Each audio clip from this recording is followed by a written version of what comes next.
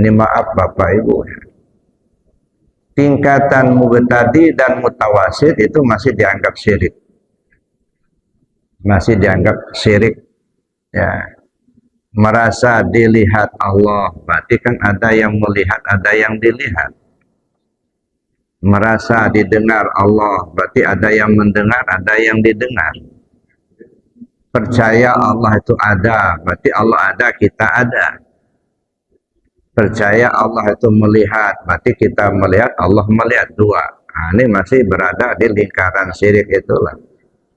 Nah, jadi sebanyak apapun ibadah yang kita lakukan, kalau masih di lingkaran ini sebenarnya kita masih di lingkaran syirik.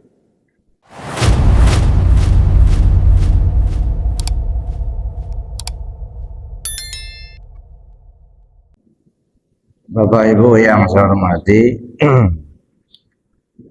kita tentu berharap dari hari ke hari ada peningkatan kualitas diri kita.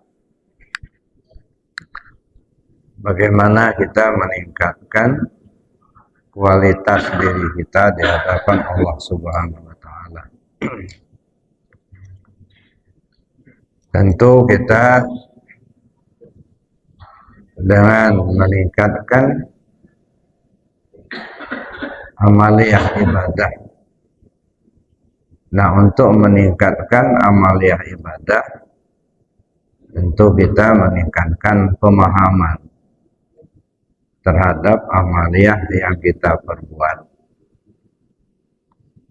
Seperti yang sering kita anjurkan untuk meningkatkan iman dan takwa. Meningkatkan iman artinya meningkatkan pemahaman kita tentang ketuhanan. Meningkatkan takwa, meningkatkan amaliyah ibadah, baik dari segi kualitas maupun dari segi kuantitas. Kadang-kadang kita meningkat kuantitasnya, tapi kita abai kepada kualitas.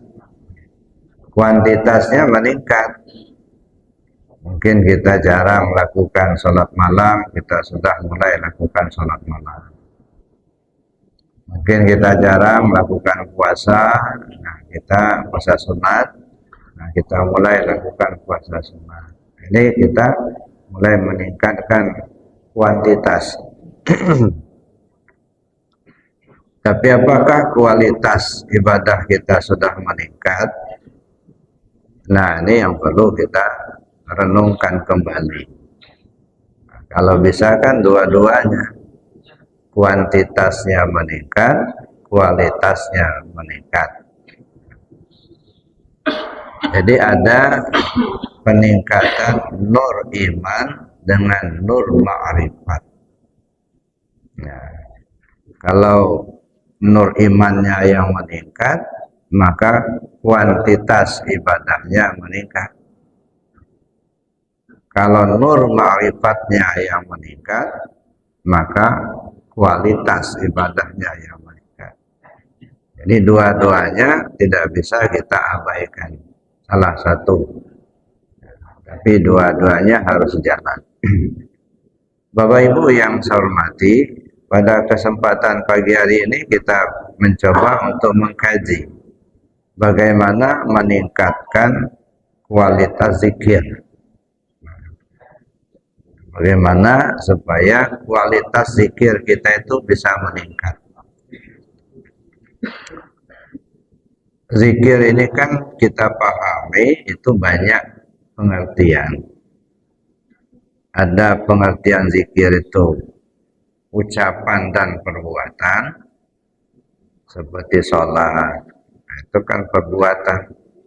Baca Al-Quran, itu juga zikir. Baca istighfar, astaghfirullahaladzim, alladzi la ilaha illa huwa hayyul qayyum wa atubu ilaih, itu juga zikir. Jadi zikir itu dalam pengertian umum itu artinya ucapan dan perbuatan yang mendapatkan pahala bagi yang mengerjakan. Itu zikir. Nah, di tingkat ini zikir yang paling afdal itu kata Nabi itu adalah kalimat la ilaha illallah. Baca Quran itu afdal, ya, agung. Baca istighfar agung, tahmid agung. Tapi dari sekian banyak yang agung, yang paling agung itu adalah la ilaha illallah. Ini zikir yang paling agung, yang paling afdal. Itu satu. Ada zikir yang diingat. Kalau tadi kan disebut atau diperbuat. Ada zikir yang diingat. Ingat hati kepada Allah. Nah, zikir yang diingat ini mesti dilandasi dulu dengan pengenalan kita kepada Allah. Sebab tidak mungkin kita bisa ingat sesuatu kalau kita tidak tahu. Nah, gimana kita ingatnya kalau kita nggak tahu? Jadi hati kita ingat kepada Allah, maka kita mesti tahu. Nah, dalam konteks ini ada dua pola. Ya. Pertama, anta abudallah ka'annaka tarahu. Kamu sembah Allah seolah kau melihatnya. Ini pola yang sudah mengenalnya.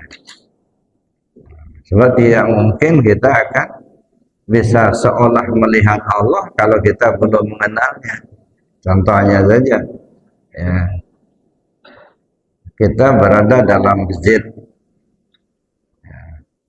Coba kita renungkan, kita merasakan seolah-olah kita melihat rumah kita masing-masing.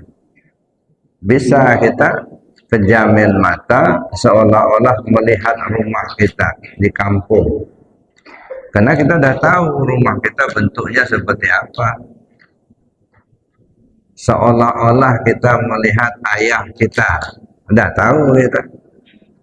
Ya, seolah-olah kita melihat ibu kita, ya, karena kita sudah tahu. Coba kita bayangkan seolah-olah melihat yang kita tidak tahu.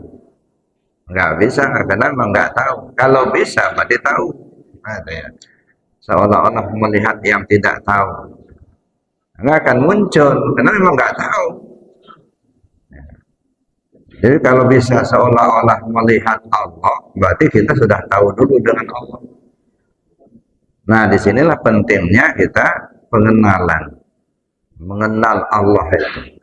Nah, kita ini kan kadang-kadang merasa seolah-olah melihat Allah. Kenapa? Karena yang kita bayangkan itu nama Allahnya. Saya pikir ini keliru. Yang kita ingat itu bukan nama. Nama itu sebutan. Disebut Allah, maka mestinya terbayang atau teringat kita tentang zat yang bernama Allah itu. Meja itu sebuah nama. Ya. Begitu disebut meja, nah tahulah kita bentuk meja itu seperti apa. Gambaran meja itu apa. Atau misalnya, tolong ambil HP. HP itu kan nama. Kebayang kita apa yang harus kita ambil. Tolong ambil gelas. Gelas itu nama. Kebayang kita apa yang bentuk, ya apa yang disebut gelas itu. Nah, itulah gambarannya. Makanya nama Allah itu banyak. Ya. Allah, Ar-Rahman, Ar-Rahim, Al-Quddus, As-Salam, dan lain sebagainya. 99 Asma'ul Husna. Jadi salah satunya adalah Allah. Allah itu nama. Nah, kalau kita belum mengenal siapa yang bernama Allah itu, nah bagaimana mengingatnya? Nah, makanya kata Nabi SAW, anta abudallah ka'annaka tarahu. Kamu sembah Allah seolah kau melihatnya. Bagi yang sudah mengenalnya. Kalau bagi mereka yang sudah mengenalnya, Allah itu tidak gaib lagi, Bapak Ibu. Yang gaib itu malah kita. Malah kita yang gaib. Allah itu nyata bagi yang paham.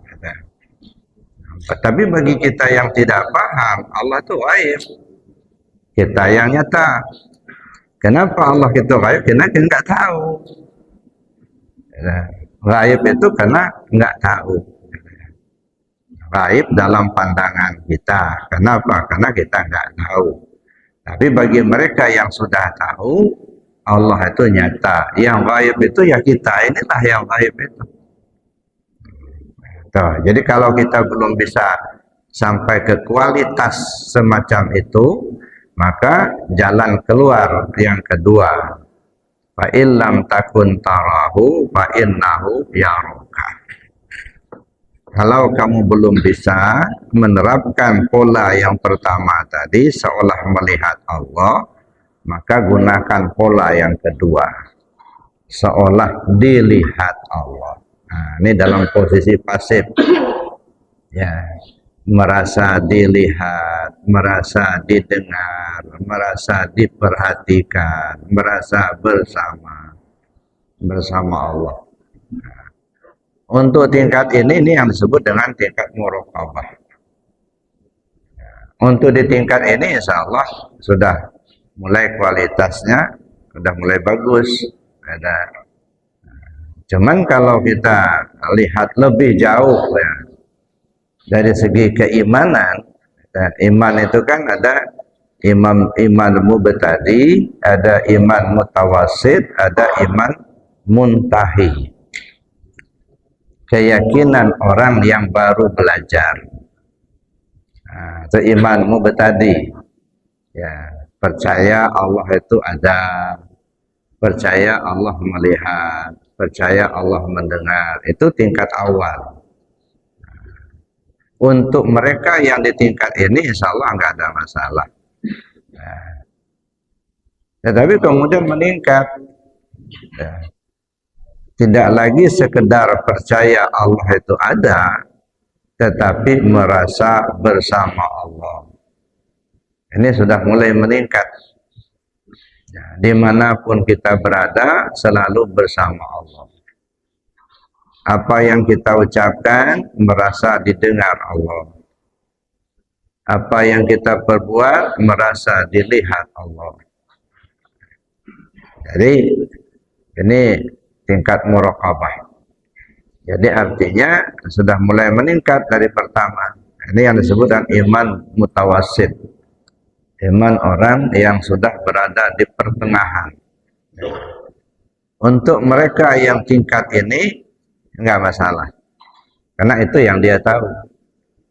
Ya, tetapi ketika kita meningkat kepada iman muntahi, iman yang tingkat tinggi, ya, hingga iman puncak, dia tidak lagi merasa dilihat Allah, tidak lagi merasa didengar Allah, dia tidak lagi merasa bersama Allah, ya, tetapi merasakan ketiadaan dirinya, yang ada hanya Allah. Nah, ini tingkat muntahi. Merasakan ketiadaan tahu yang tahu Allah. Merasakan ketiadaan bahwa dia melihat, yang melihat itu Allah. Nah, jadi memfanakan, menafikan keakuan dirinya untuk dia isbatkan hanya kepada Allah semata. Bagi mereka yang sampai ke tingkat muntahi, ini maaf Bapak Ibu, tingkatan mubtadi dan mutawasid itu masih dianggap syirik. Masih dianggap syirik. Ya. Merasa dilihat Allah, berarti kan ada yang melihat, ada yang dilihat. Merasa didengar Allah, berarti ada yang mendengar, ada yang didengar. Percaya Allah itu ada, berarti Allah ada, kita ada. Percaya Allah itu melihat, berarti kita melihat, Allah melihat, dua. Nah, ini masih berada di lingkaran syirik itulah. Ya. Jadi sebanyak apapun ibadah yang kita lakukan, kalau masih di lingkaran ini sebenarnya kita masih di lingkaran syirik. Ya, mungkin saja sholatnya banyak, puasanya sunat banyak, umroh sering. Tapi kalau masih di lingkar ini, itu masih berkeyakinan belum tauhid yang sesungguhnya. Nah, baru kencang syariat, lemah di hakikat. Nah, ini yang kadang-kadang tertolak, Pak. Ya, ditolak. Nah, kenapa? Karena syariat itu lahirnya. Yang dipentingkan Allah itu keyakinan hatinya. Jadi dari keyakinan hati akan memunculkan perbuatan lahir. Jadi bukan dari perbuatan lahir memunculkan keyakinan hati. Terbalik. Ya. Maka yang diutamakan itu adalah keyakinan hatinya dulu. Ya. Kalau keyakinan hati kita itu penting, itu zikir la ilaha illallah, maka akan muncul dalam tindakan. Setiap dia berzikir tetap membawakan la ilaha illallah. Tapi kalau dalam keyakinan hatinya belum ada, maka tindakannya itu akan terabaikan. Cobalah perhatikan Bapak Ibu. Ada orang yang berkeyakinan zikir la ilaha illallah itu adalah seafdal zikir, berkeyakinan betul dia tentang itu, pasti nggak akan pernah tinggal lagi. Karena dia tahu itulah zikir yang terafdal. Nah, jadi menumbuhkan keyakinan ini yang sulit, Bapak Ibu. Kalau hanya sekedar kita menghafal kalimatnya, gampang. Ya, atau mendengarkan penjelasannya gampang. Tapi menumbuhkan keyakinan bahwa zikir la ilaha illallah itu sesuatu yang penting, itu nggak gampang. Ya, kadang-kadang bertolak belakang dengan pikiran kita, dengan perbuatan kita. Nah, disinilah bagaimana meningkatkan kualitas zikir. Nah, di dalam buku Miftahus Sudur, maka saya selalu menganjurkan untuk memahami amaliyah tarekat ini, silakan dibaca. Ya, kitab Pengasahabah Miftahus Sudur. Kunci pembuka hati lapis pertama. Ini yang sering saya sampaikan, bahwa hati kita itu 9 lapis. Ya, sudur itu lapis pertama. Kalau ibarat rumah, ini pembuka pintu luar. Nah, setelah kita buka pintu luarnya, kita masuk ke dalam, rupanya ada kamar-kamar. Nah, kamar ada 7 kamar. Nah, itu perlu dibuka. Nah, pintu masing-masing kamar itu. Nah, barulah kita tahu keindahan di dalamnya. Setelah kita buka pintu yang di luar, maka Miftahus Sudur, kunci pembuka hati. Bacalah kitab Miftahus Sudur. Apa dasar zikirnya, dasar hukumnya, mana ayatnya, mana hadisnya, apa pengertian tarekatnya, itu ya. Nah, semuanya insya Allah sudah lengkap di sini.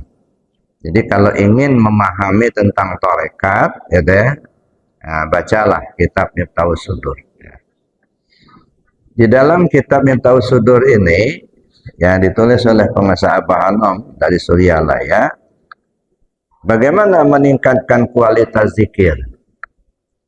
Wa yulahidu makna tahlil. Nah, ini salah satunya. Wa yulahidu makna tahlil. Menghayati makna tahlil. Menghayati. Apa maknanya tahlil la ilaha illallah? Jadi kalimat la ilaha illallah ini kan banyak gelarnya, Pak.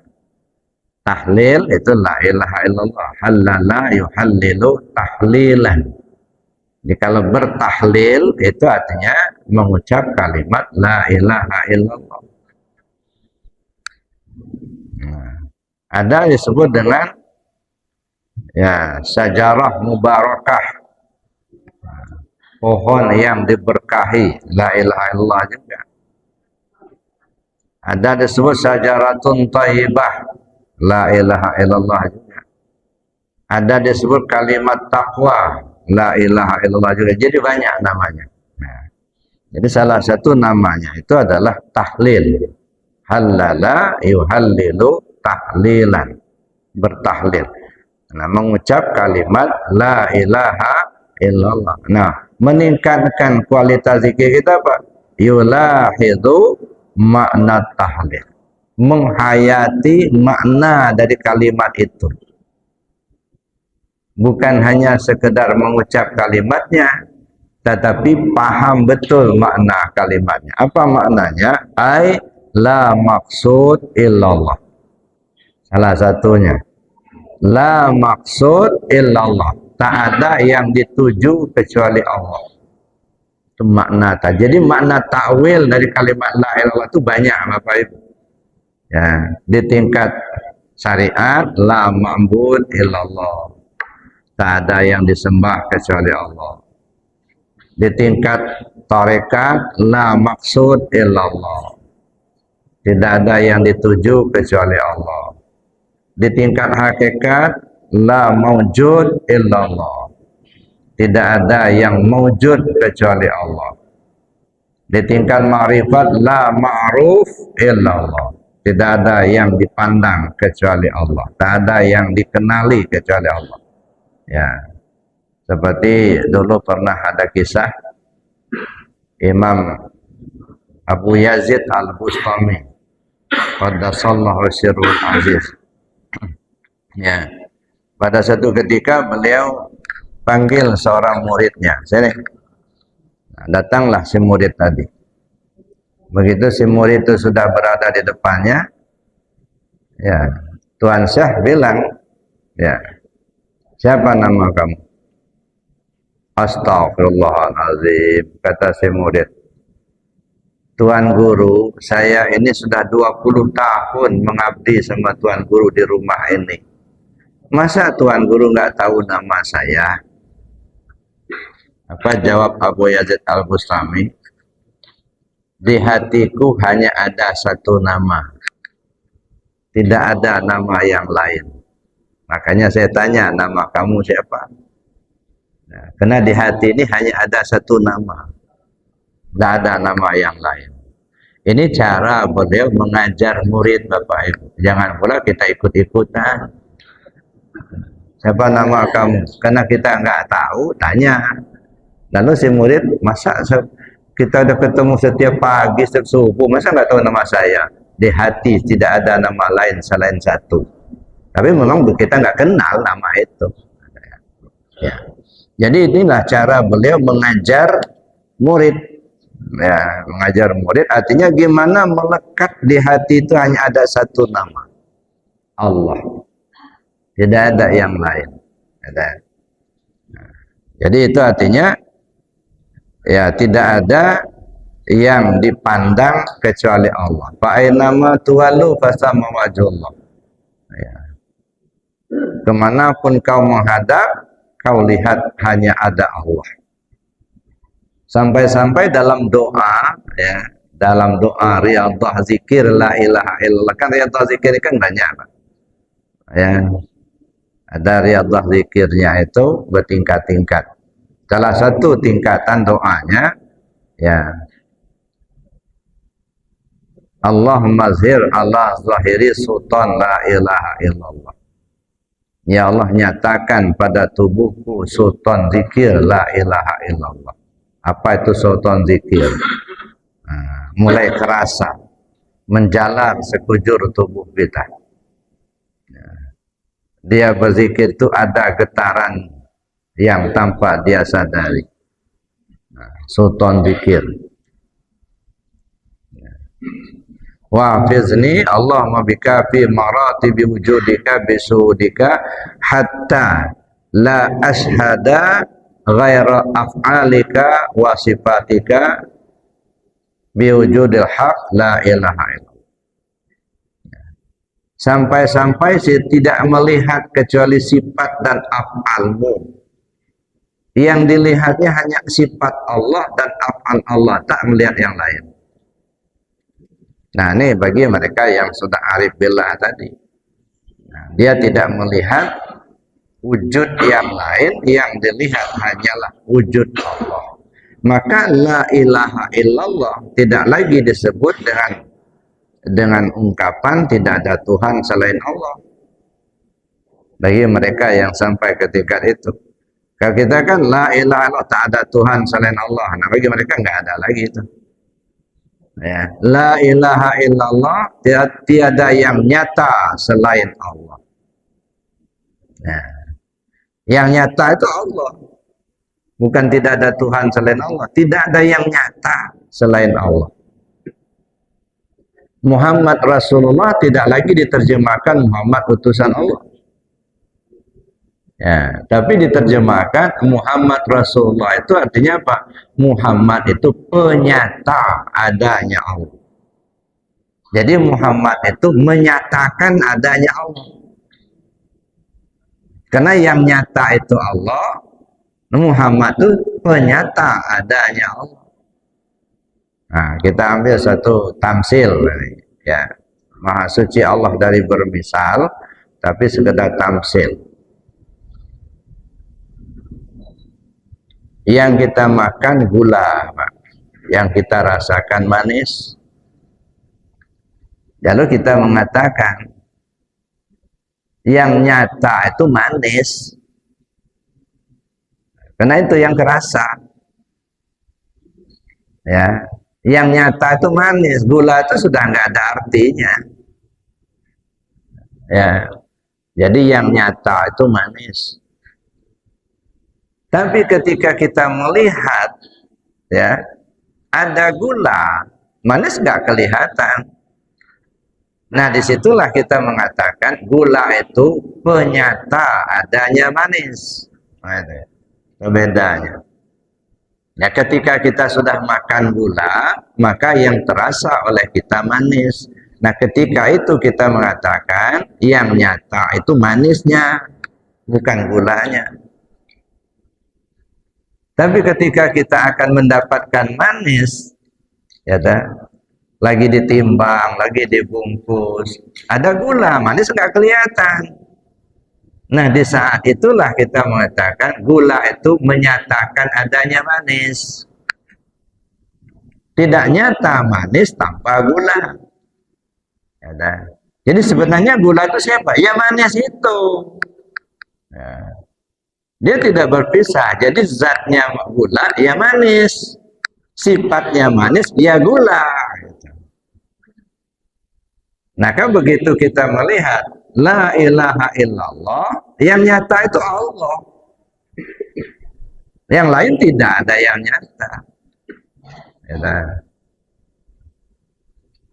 Tetapi untuk menyatakan adanya Allah itu ya Muhammad. Maka disebut Muhammad Rasul Allah. Kalau begitu Muhammad itu sebagai apa? Sebagai sifat bagi Allah.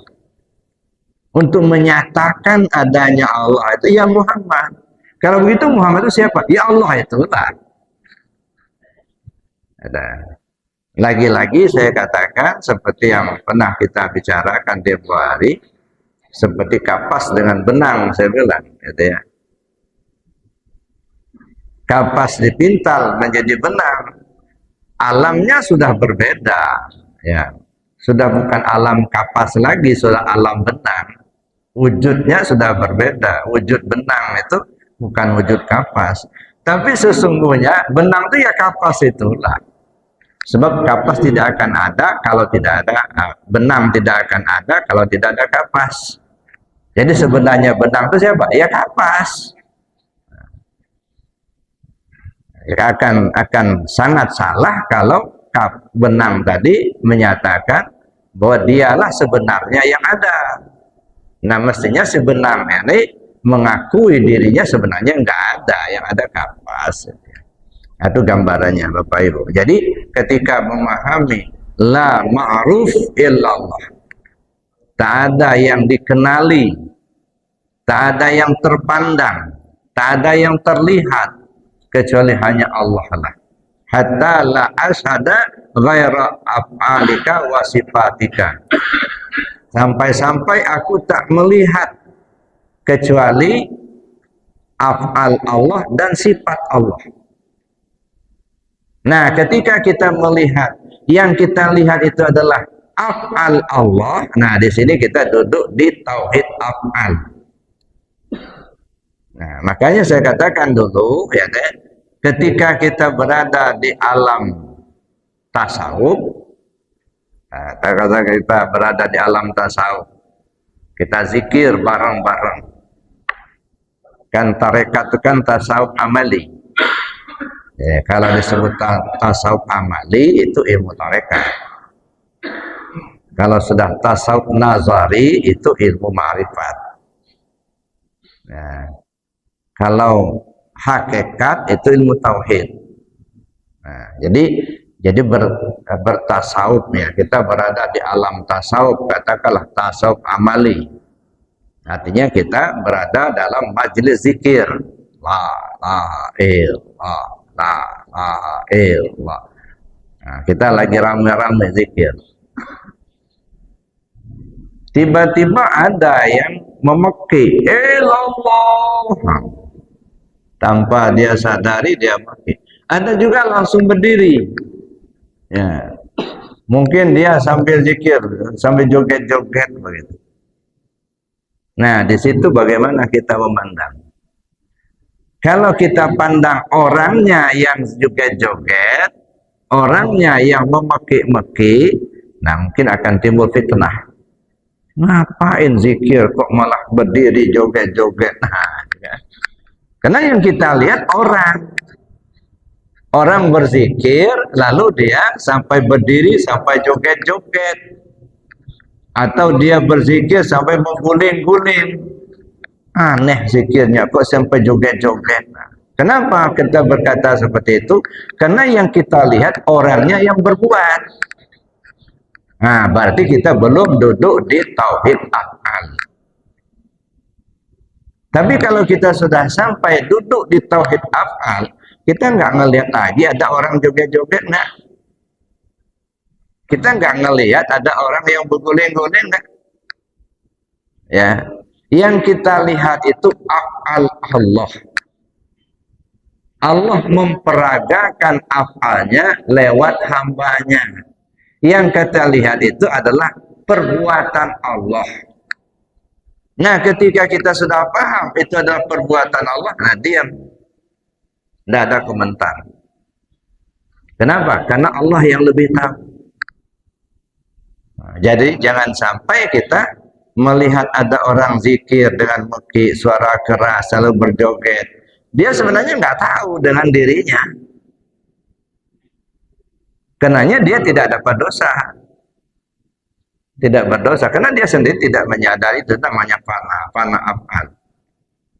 Nah, kita yang ngomel, ngapain zikirnya juga. Nah, kita dapat dosa. Alangkah tololnya kita, orang lain dapat pahala, kita malah dapat dosa. Ya. Ngomelin orang, ada ya. Kenapa? Karena kita tidak duduk di tauhid af'alnya. Ya, kita belum mampu untuk masuk ke dalam tauhid af'al. Yang kita lihat hanyalah ada orang zikir, suaranya keras, dia berdiri sambil joget-joget orang.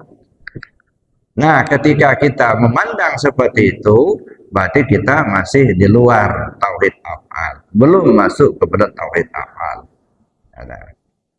Nah, oleh makanya di dalam kalimat la ilallah ada satu doa saya katakan tadi, hatta la ashhada ghaira af'alika wa sifatika. Sampai-sampai aku pun tak lagi melihat kecuali sifat Allah dan af'al Allah. Nah, itu meningkatkan ya kalimat zikir la ilaha illallah. Yulahidu makna tahlil. Memahami makna tahlil. Ya. Jadi bukan hanya sekedar mengucap kalimat la ilaha illallah. Nah, ketika kita hanya melihat kalimat la ilaha illallah yang diucapkan dengan suara badan yang bergerak, ini kadang-kadang timbul penolakan. Kenapa? Enggak paham dan belum terbiasa. Ya. Nah, coba kita pahami. Ya, untuk meningkatkan kualitas zikir tadi. Kenapa harus diucap? Satu, kenapa harus digerakkan badan? Ya. Nah, guru kadang-kadang tidak menjelaskan itu. Kenapa? Karena yang dipentingkan dalam tarekat itu kepatuhan terhadap fatwa guru. Tidak ada penolakan. Nah, itu yang dipentingkan dalam tarekat. Makanya kata Profesor Doktor Tafsir, ya, dulu, ya, kalau mau datang ke Suryalaya, kata beliau, otaknya tinggalkan di rumah, yang dibawa hatinya saja. Di kita ini kadang-kadang hatinya yang ditinggalkan di rumah, otaknya yang dibawa. Nah, makanya pertentangan terus, gitu. Kan kita mikir terus, kenapa begini, kenapa begitu. Akhirnya orang sudah terbang, kita masih nongkrong juga. Nah, karena yang kita bawa otak. Nah, sekarang kalau sudah belajar tasawuf, nah, otaknya tinggalkan dulu, ya, yang dibawa cuma hati. Jadi artinya dalam belajar tarekat itu yang dipentingkan itu adalah kepatuhan terhadap fatwa guru. Ya. Itu kepatuhan kepada fatwa guru, tidak ada penolakan. Makanya kadang-kadang guru itu tidak menjelaskan kenapa harus digerakkan. Kenapa harus 165? Nanti setelah kita betul-betul kita mau mengamalkan, nah baru dikasih penjelasan. Sebab kalau dikasih penjelasan, orang belum serius mengamalkan, sayang. Intan berlian dikasihkan kepada orang yang nggak ngerti intan. Ya. Ibarat berkata orang, ini maaf, mohon ampun sama Allah. Ya. Kalau anjing itu dikalungi dengan emas, itu kan sayang emasnya. Dia nggak ngerti nggak emas itu. Ya, tali plastik aja talinya sama aja, nah tali leher itu lah. Ya. Ini emas, rantai emas dikalungkan dengan anjing. Nggak akan paham dia, nggak ngerti dia. Makanya rata-rata ya kalau kita belajar tarekat itu enggak paham dulu yang diutamakan, amalannya. Nah, amalkan dulu. Nah, setelah kita beramal, Anda lihat keseriusan kita, nah baru dikasih tahu. Kadang-kadang ngasih tahunya itu ya Allah sendiri yang ngasih tahu, oh begini, oh begitu gitu ya. Sebab bimbingan seorang mursyid itu bukan hanya bimbingan secara lahiriah, tetapi bimbingan secara batiniah. Itu bimbingan seorang mursyid. Dan bukan hanya bimbingan di saat kita berhadapan, bisa saja bimbingan di luar itu. Kita ada di kampung, ya mursyid kita ada di kampung lain, tapi tetap saja ruh kita dibimbing. Sebab yang dibimbing bukan jasad. Yang dibimbingnya ruh kita. Nah, kalau bicara ruh kita, sebenarnya ruh kita ini tidak berpisah satu sama lain, Pak.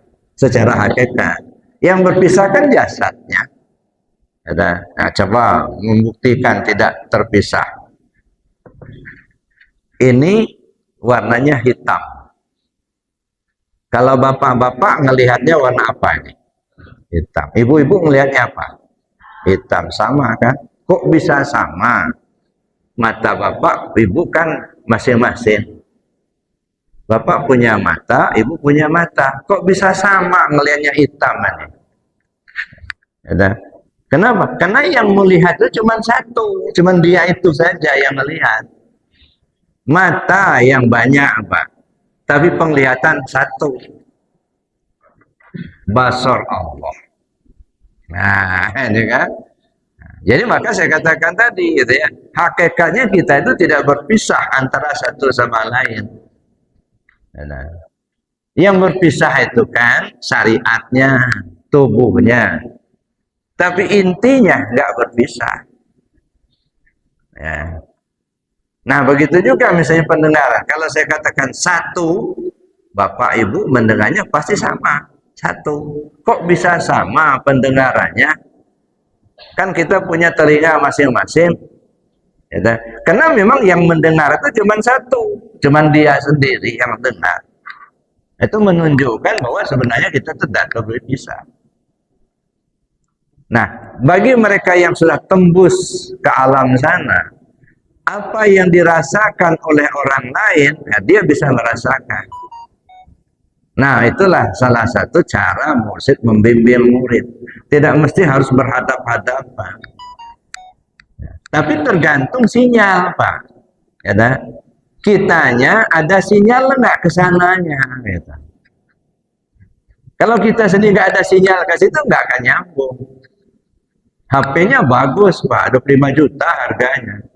Ya, cuman nggak ada sinyal, nggak nyambung.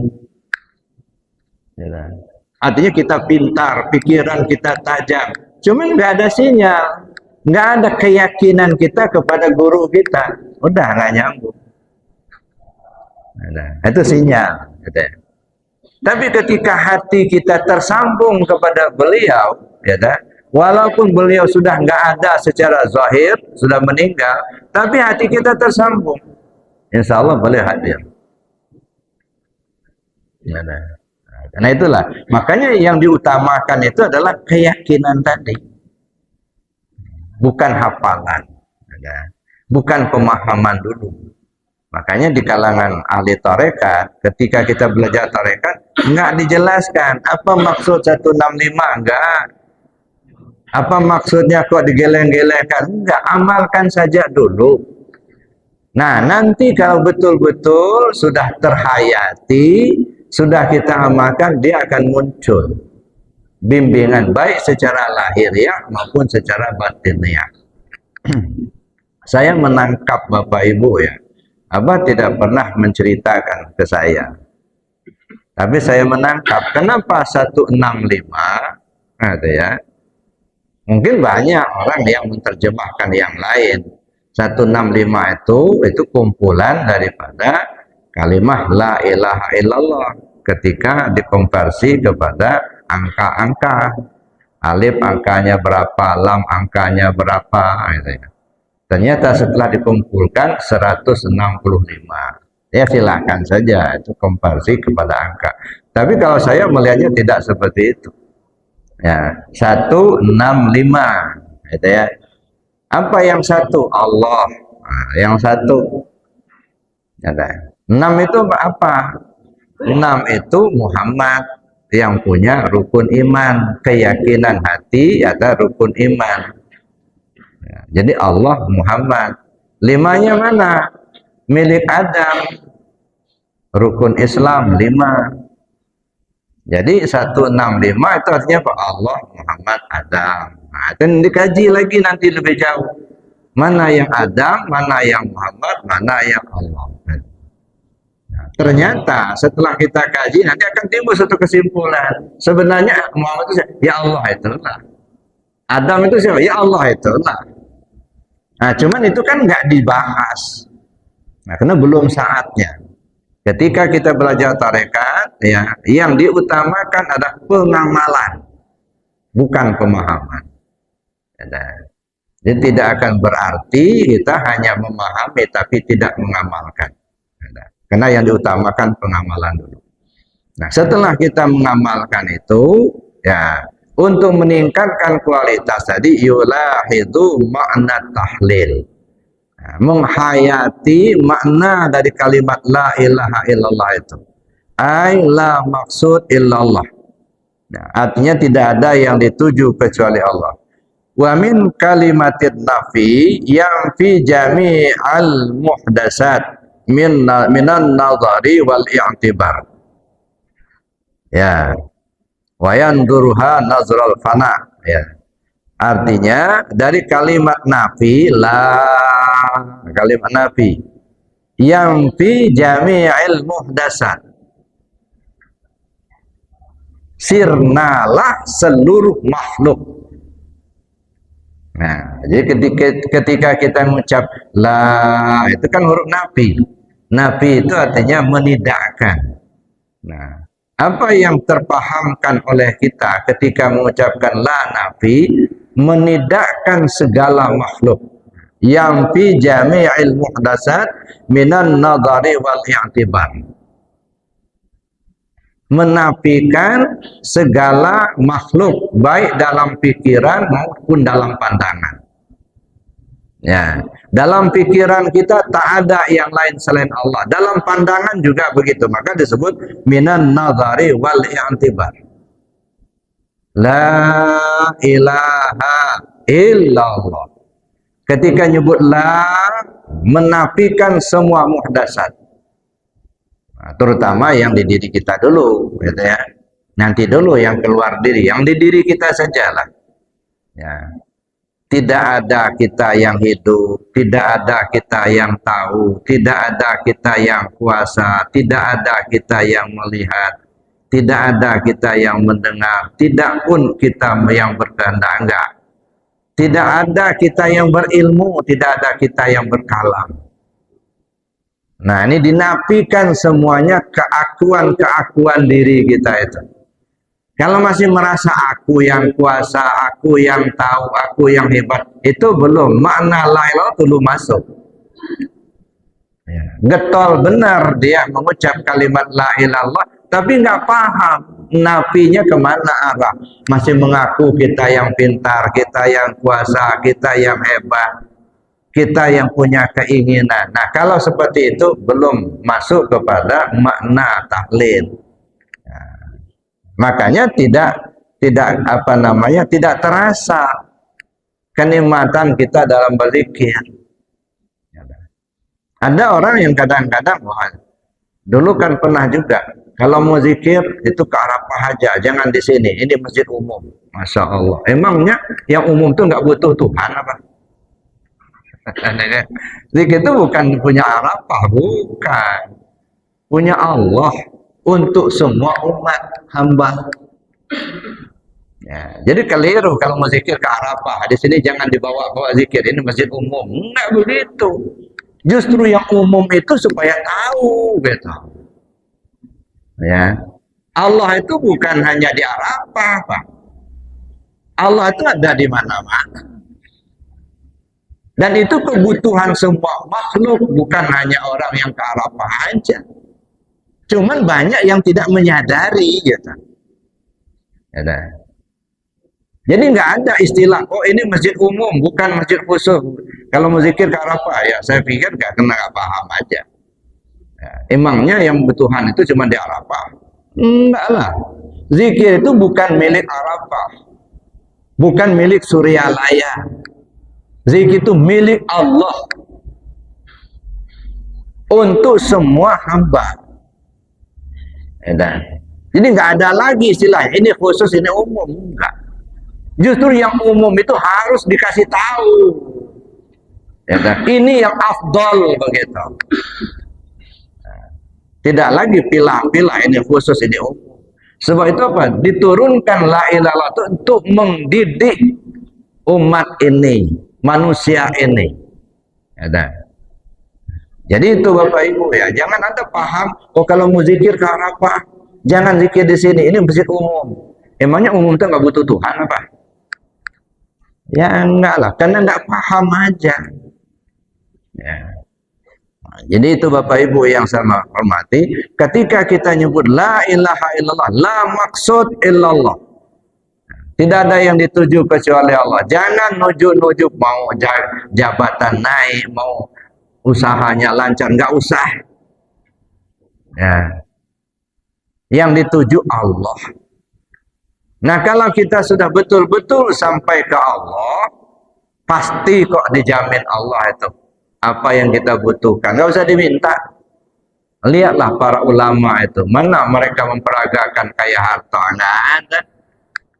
Banyak kelihatan ulama itu kere-kere, Pak. Tapi apa yang mereka mau kan ada. Itu kelebihannya. Tersimpan. Apa mereka mau kan ada. Mereka tidak ingin memamerkan. Ada dulu Pak ini cerita, ya benarnya wallahu alam saya juga dapat cerita. Ada seseorang, ya orangnya orang dari Sumatera Utara, dari Medan. Dia itu merantau ke Mekah. Awal-awalnya jadi TKI, tenaga kerja Indonesia di Mekah sana, laki-laki. Habis masanya dia nggak bisa pulang. Awalnya dia nyumput katanya, sengaja nggak mau pulang. Ya. Sehingga sudah lama, sudah puluhan tahun, sampai 30 tahun tinggal di sana. Pada suatu waktu sudah ada kerinduan ingin pulang kampung. Sudah berapa tahun, ya, terus ada kerinduan. Terutama ketika jamaah haji datang, ya tak? Ingin ketika mereka mau pulang, ada kerinduan ingin pulang ke kampung. Bertahun-tahunlah kerinduan itu, tapi nggak bisa diwujudkan karena nggak punya duit.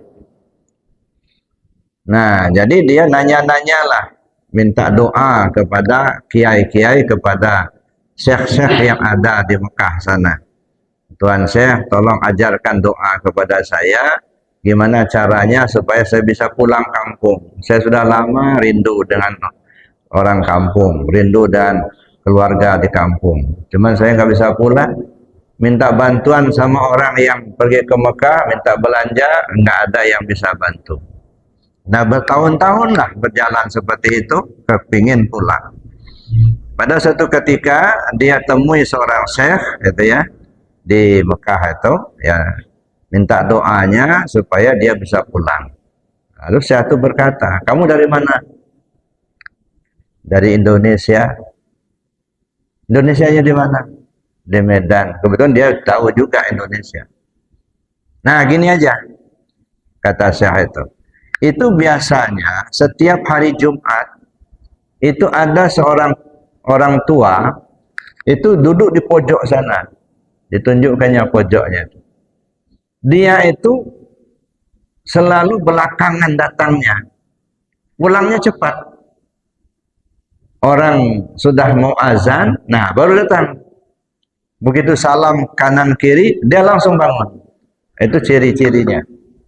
Dia terlambat datang, tapi pulang cepat. Nah, duduklah kamu di situ, tunggui dia. Itu nggak ada orang yang menempati tempat itu kecuali dia itulah. Nah, mulailah dia duduk di situ. Nah, hari Jumat pagi-pagi itu sudah mulai duduk di situ. Orang sudah mau azan, nah baru datang si kakek tadi. Nah, begitu sudah salam, langsung bangun. Enggak zikir-zikir, enggak. Langsung dipeluknya pinggangnya si kakek tadi. Dan bahasa kamu aja dia ngerti kok, kata dia, Ustaz. Kata Syekh. Langsung dipeluknya pinggangnya, Pak tolong saya mau pulang kampung tapi saya nggak punya duit. Lalu dia beri isyarat, pejamin mata. Langsung dipejamnya matanya. Jangan dibuka sebelum saya suruh kamu buka. Lalu dipejamin mata, nggak lama situ buka matamu. Bukanya, itu kan rumahmu itu. Nah, pulanglah. Rupanya sudah di halaman rumahnya, Pak. Masya Allah orang. Sudah di halaman rumahnya. Ya. Hanya megang pinggangnya aja itu. Enggak pakai pesawat, enggak. Ya. Nah, kagetlah orang itu. Betul itu rumahnya. Pulanglah dia di rumah. Nah, sempat juga lah si orang ini tadi nanya, kakek tinggal di mana? Oh, saya di Kalimantan, kata dia. Alamatnya di mana? Ada alamat, tulis alamatnya. Namanya Anu, alamatnya di situ. Insya Allah kakek, nanti kalau saya punya duit, saya ingin silaturahim sama kakek, katanya. Oh ya, silahkan, katanya. Berapa bulan kemudian, nah, dia ada duit, ada rezeki lah. Terlihatlah dia mau berkunjung ke rumah kakek itu. Berangkatlah dia ke Kalimantan. Sampai di alamat itu ditanya-tanya sama orang kampung itu nggak ada yang tahu, nggak ada yang tahu, ya. Sampai keliling nanya-nanya itu nggak ada yang tahu. Terakhir ada yang ngasih tahu, coba kamu lihat di sana ada gubuk di pinggir kampung itu Dia sendirian si kakek-kakek di situ. Dia sendirian di situ. Dia tinggal di gubuk di pinggir kampung. Orang gila itu katanya. Nah, berangkatlah dia ke gubuk itu. Begitu sampai di gubuk itu, benar si kakek itulah lagi sakit dia. Tidur dia. Kenapa kakek sakit katanya. Nah, rupanya si kakek itu yang membawa dia ke sana. Gitu. Nah, minaplah dia di situ. Begitu dia minap, paginya meninggal si kakek itu. Nah, meninggal. Akhirnya dia yang menyelenggarakan jenazah. Nah, ini modelnya Bapak Ibu. Ya. Dia nggak tahu, nggak pernah memperlihatkan dia orang kaya harta, enggak. Malah tinggal di gubuk, gitu ya. Kata orang dia orang gila. Tapi masya Allah, ilmu ketuhanannya luar biasa. Bayangkan aja, memegang pinggangnya aja bisa nyampai ke rumahnya. Kalau diduitin berapa duit itu? Nah, ini modelnya. Jadi Bapak Ibu, makanya orang-orang ini la maksud ilallah, tidak ada yang dituju kecuali Allah itu. Kalau betul-betul sudah sampai ke Allah, apa yang nggak ada sama Allah? Nah, cuman di kita ini kan kita masih melihat lahirnya manusianya, gitu ya. Kadang-kadang kita lebih hormat orang yang punya duit banyak, ya, walaupun dia nggak ngerti agama, daripada seorang kiai yang banyak agamanya tapi dia nggak punya duit. Ya, ada orang non muslim datang ke pondok pesantren disambut tola'al badru alaina.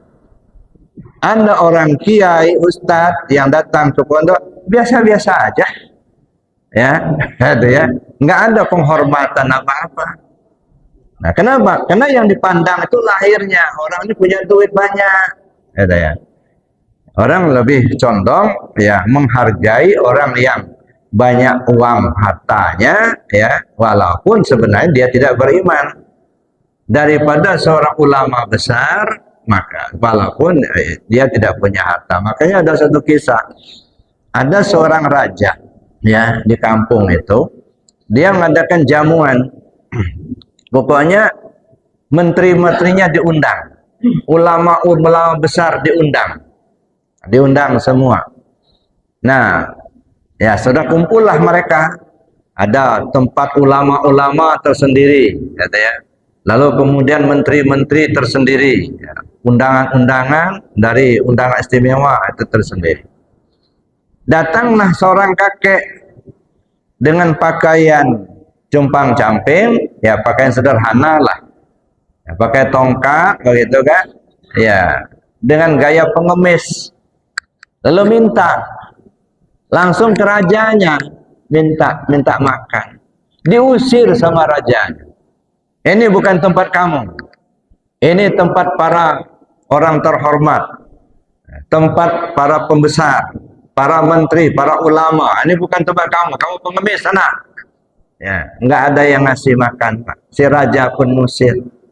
Untung ada seorang jamaahnya, orang yang hadir sudah dapat nasi kotak.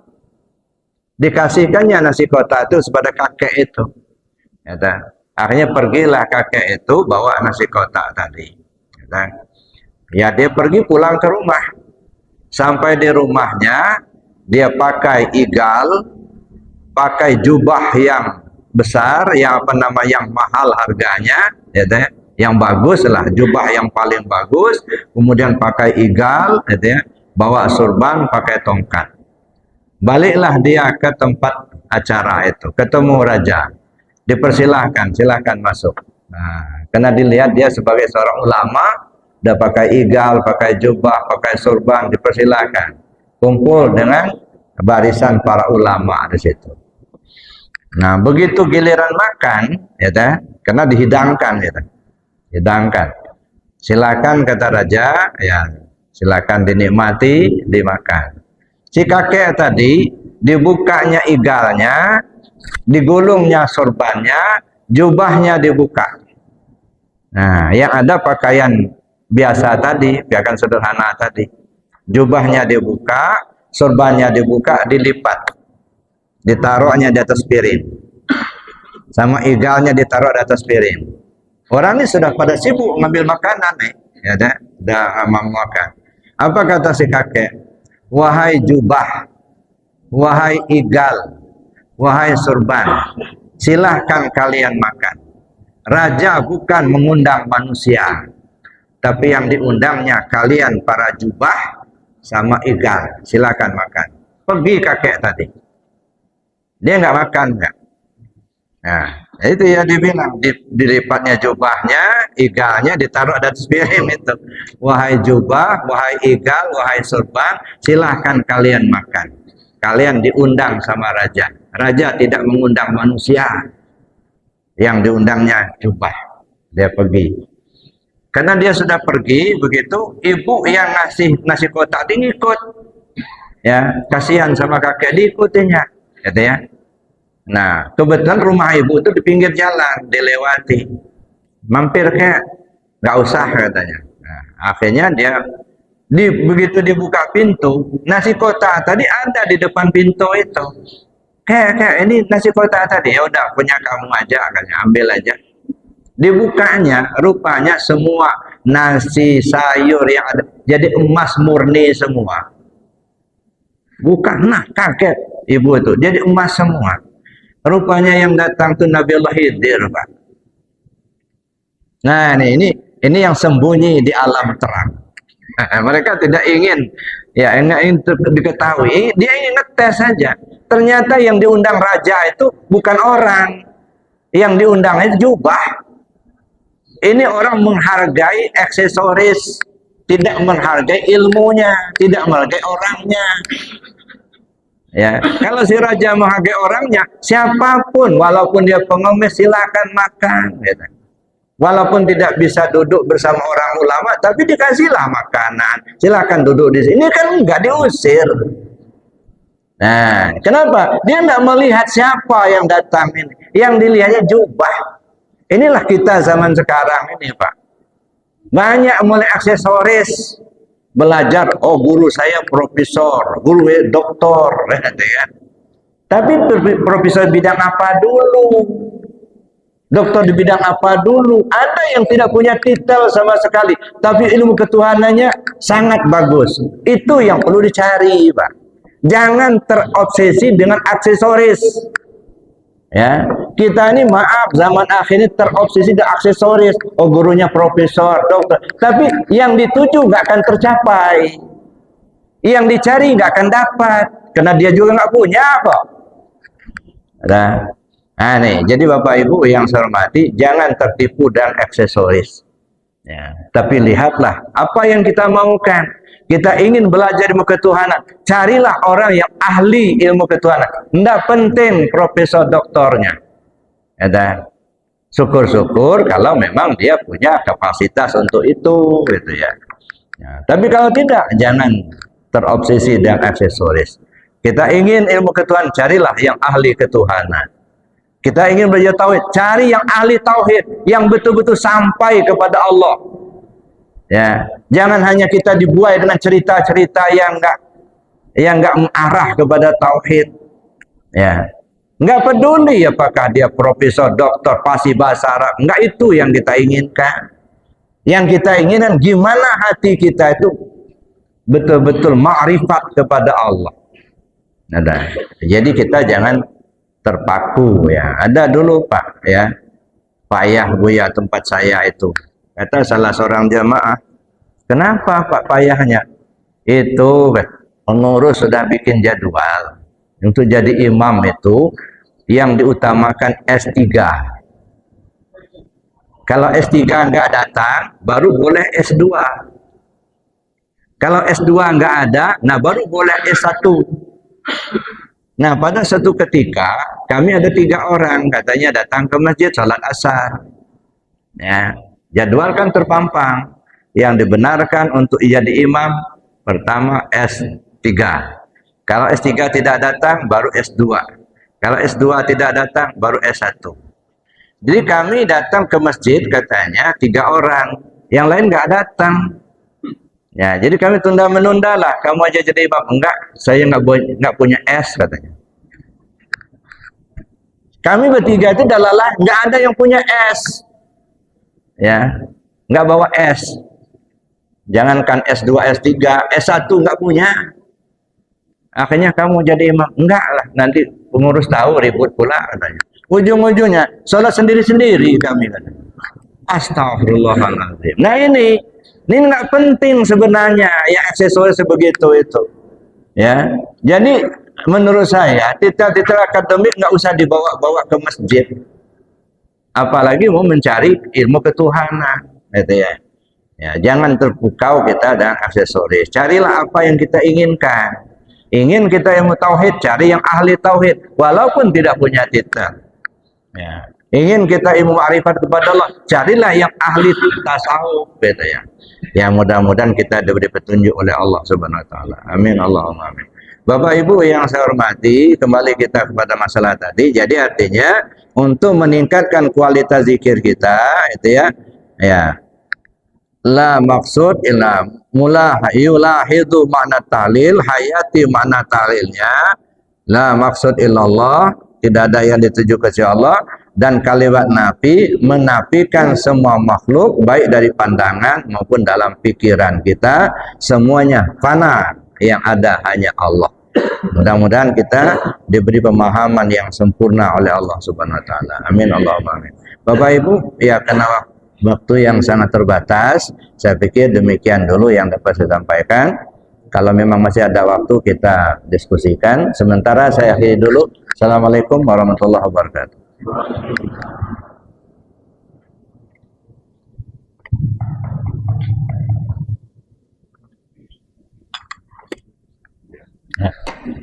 Oh ya. Ya. Ada yang mau tanya? Enggak ada. Ya. Ada nih, ada.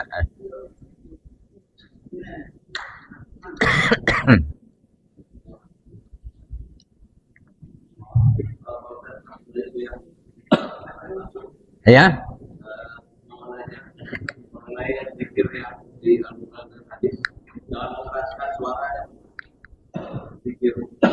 Ini yang di hati, Pak. Iya, wazkur rabbaka fi nafsika tadarruan wa khifatan wa dunal jahri minal qaul. Itu ayatnya. Zikir yang subhanallah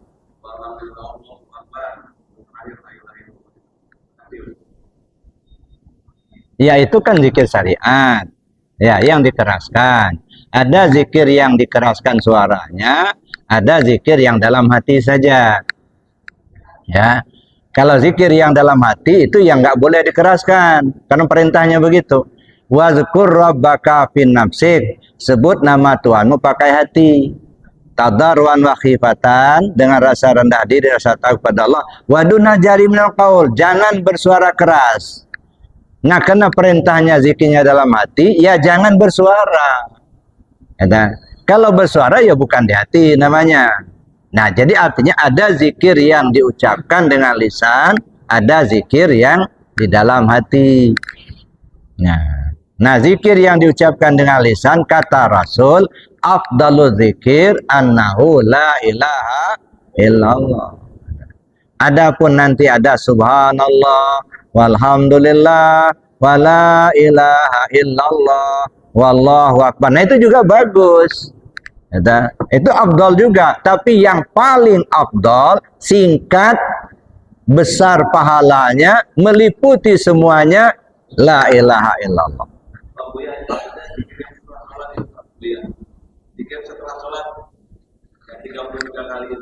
Ya.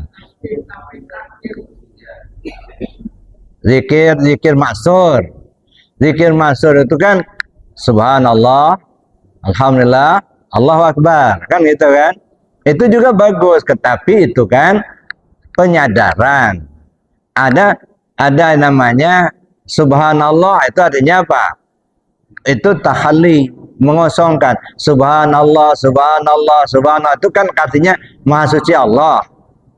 Menyadarkan ke diri kita yang suci itu Allah, bukan kita. Jadi kalau dibahasakan masalah, ya Allah kau yang suci, aku yang kotor. Sadar dulu, namanya tahalli, mengosongkan punya kita dulu.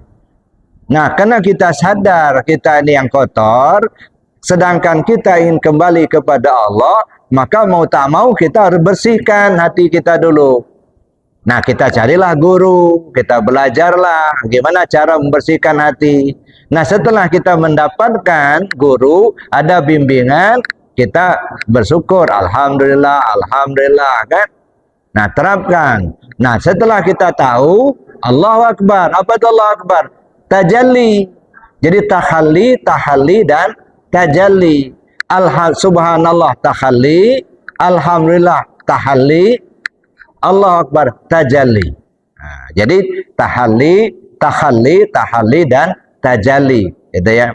Dengan kalimat masyhur, subhanallah, alhamdulillah, Allahu Akbar. Ada kalimat singkat, la ilaha illallah. Itu sudah tercover di sana, tahalli dan tajalli. Kalau ibarat jalan, Pak, ini jalan biasa. Ya, subhanallah, alhamdulillah, Allahu Akbar, jalan biasa. Ada jalan tol. La ilaha illallah. Nah, silakan mau pakai jalan mana. Nah, gitu. Jadi semuanya bagus, ya dah. Nah, tapi itu ada tingkatan-tingkatannya.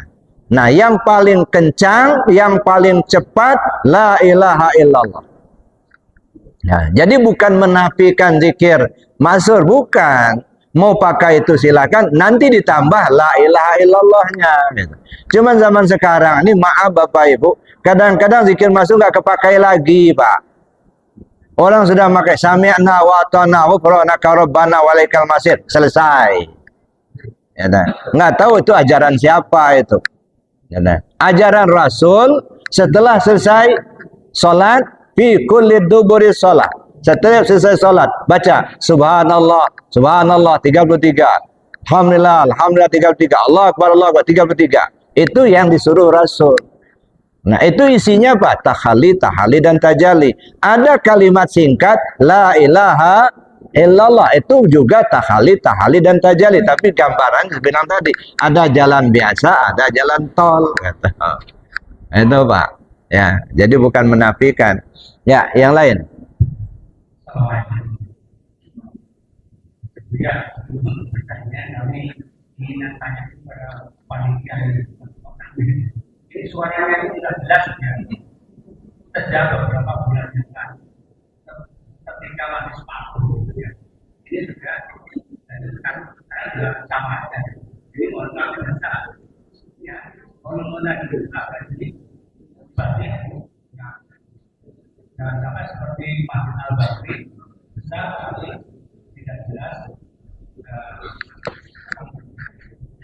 Ya, mohon penjelasan tentang adanya talqin mandiri, karena pernah saya dengar orang itu tidak bisa mengajukan talqin kepada orang lain, ada banyak talqin mandiri. Jadi bagaimana menjawab? Terima kasih. Pertama saya akan soroti dulu, benar Pak. Kadang-kadang di satu tempat suara di luar keras banget, tetapi yang di dalam enggak begitu jelas.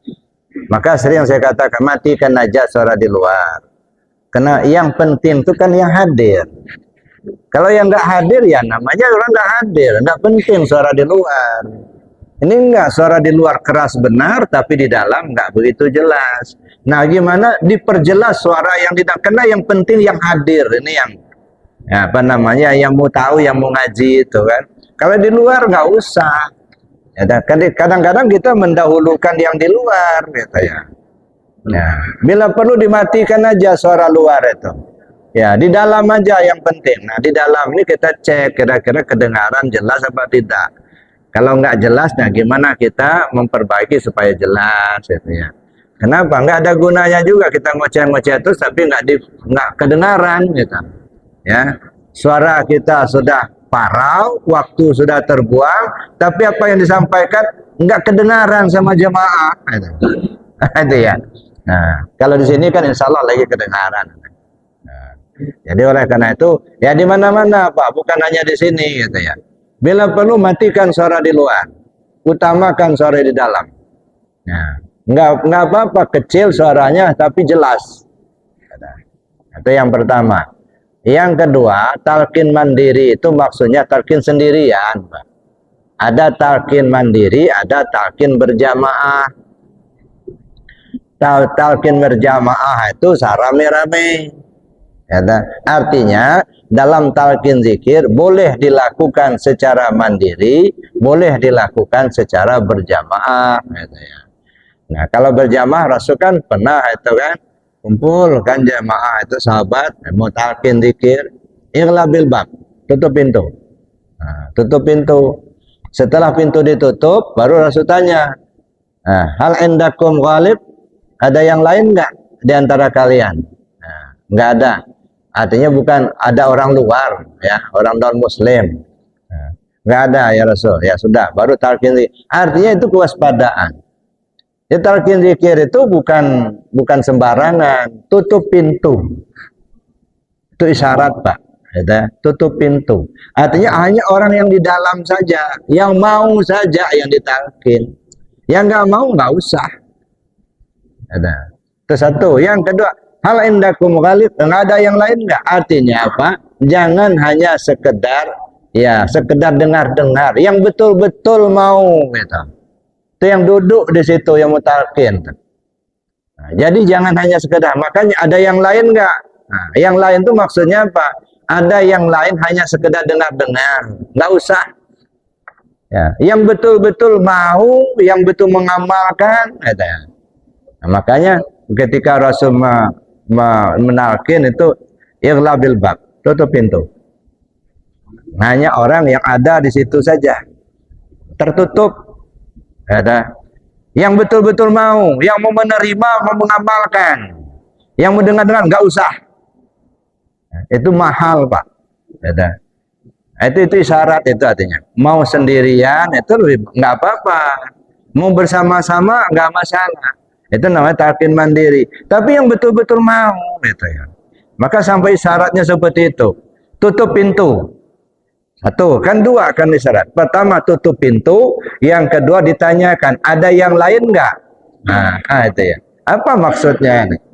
Ya, jadi artinya yang mutalkin itu yang memang betul mau dari hatinya. Jangan hanya ingin dengar-dengar, ingin tahu kayak apa, nggak usah. Yang serius gitu. Kenapa? Nggak ada gunanya talqin kalau nggak diamalkan. Gitu ya. Kan itu maksudnya. Tuh. Makanya nggak ada istilahnya talqin yang di luar. Tapi itu ighlabil bab, ya tutup pintu, kemudian ditanya ada yang lain apa tidak. Itu bisa dipahami, Pak. Artinya mahal itu yang diberikan Rasul itu bukan ecek-ecek, bukan. Bukan hanya sekedar diketahui, bukan. Untuk menanamkan zikir di lubuk hati. Karena sudah talqin zikir, tertanamlah bibit tauhid itu dalam hati. Satu. Yang kedua, tersambung rohaniahnya kepada guru-guru. Ya, kalau berzikir la ilaha illallah itu mungkin banyak yang tahu, Pak. Ya, tapi ruhnya tersambung nggak dengan guru? Sebab nanti sampai di akhirat itu akan melompok. Ya, mana ruh yang tersambung kepada guru-guru sampai ke Rasulullah?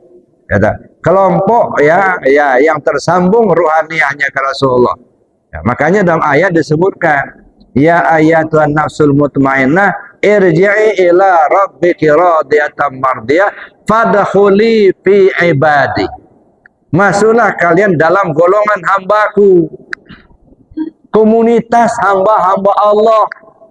Itu yang saudara-saudara kita, itu kelompok kita, bukan sembarang orang, Pak.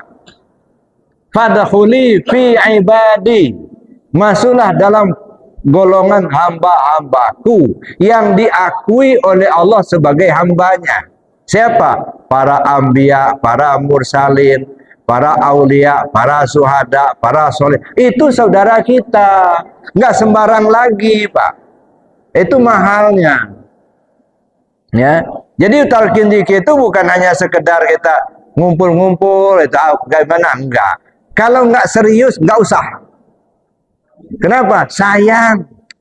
Intan berlian dikasihkan sama orang yang nggak butuh. Udah. Makanya dari zaman dulu, Pak, kalau nggak diminta, nggak ada yang mutalkin. Jangankan orang lain, istri sendiri, ya nggak ditalkin sama dia. Kenapa? Nggak minta. Mantunya nggak diminta, nggak ditalkin. Tapi setelah diminta, Pak Kiai, kami ingin belajar zikir. Nah, baru siapapun orangnya. Nah, makanya Sayyidina Ali ini kan pertama kali mendapat talqin dari Rasulullah kan Sayyidina Ali. Ya Rasulullah, ajarkan kepada saya cara tercepat untuk kembali kepada Allah.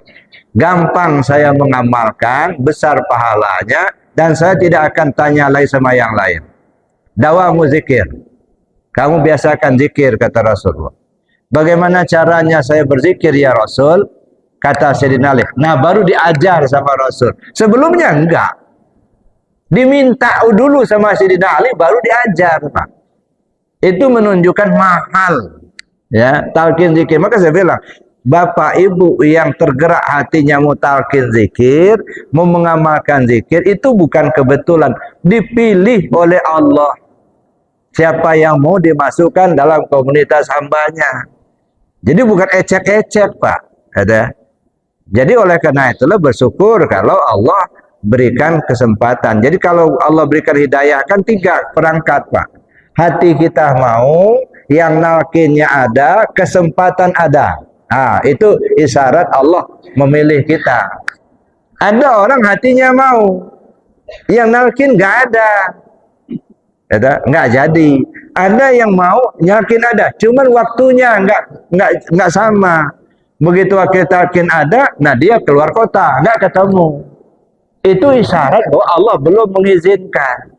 Ketika Allah sudah mengizinkan, 3 perangkat ada. Hati kita mau, gurunya ada, waktunya ada. Ada yang hatinya nggak mau, ya kayak kemarin saya nalkin, gitu ya. Udah duduk Pak di majelis, udah mau talqin, keluar. Hatinya nggak mau. Waktu ada, yang nalqin ada, tapi hatinya yang nggak mau. Artinya Allah nggak mengizinkan, keluar deh. Ada. Jadi itu, jadi yang dapat talqin zikir itu isyarat Allah memilih kita untuk masuk dalam komunitas hambanya. Jadi bukan ecek-ecek, Pak. Jadi sayang sekali kalau sudah diberi Allah petunjuk kita tidak amalkan. Khawatirnya nanti masuklah dalam golongan dhalin. Ya, maghdubi alaihim. Ihdinas siratal mustaqim, siratal ladzina an'amta alaihim, ghairil maghdubi alaihim waladdallin. Dan tunjukkan kami ke jalan yang lurus, jalan yang telah Engkau beri nikmat kepada mereka. 1, jalannya para aulia, para anbiya, para mursalin, para syuhada, para solihin. Ini yang kita maukan. An'amta alaihim. Ghairil maghdub. Nah, bukan yang dimurkai. Siapa yang murkai? Udah dikasih iman tapi tak beramal. Udah ditalqin tapi nggak diamalkan. Ini maghdubi alaihim. Ada yang dhalin itu nggak percaya sama sekali sama Allah, nggak beriman, itu dhalin. Maka 3 kelompok: an'amta alaihim, maghdubi alaihim, dan dhalin. Nah, an'amta alaihim yang dapat rahmat, dapat nikmat, nanti akan masuk dalam komunitas hamba-hamba Allah tadi. Para anbiya, para mursalin, para aulia, para syuhada, para sholihin. Masuk dalam komunitas itu, gitu ya. Nah, yang kedua maghdubi alaihim. Udah dikasih tapi nggak dipakai.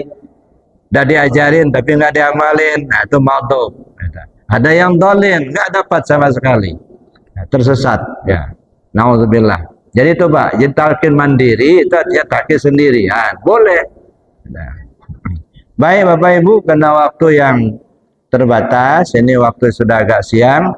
Mari kita tutup dengan doa dan kafarat majelis. Bismillahirrahmanirrahim.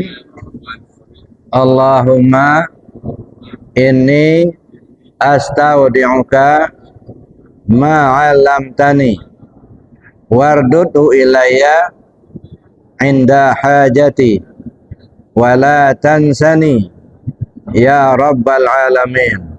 Subhanakallahumma wa bihamdika asyhadu an la ilaha illa anta astaghfiruka wa atubu ilaik. Assalamualaikum warahmatullahi wabarakatuh.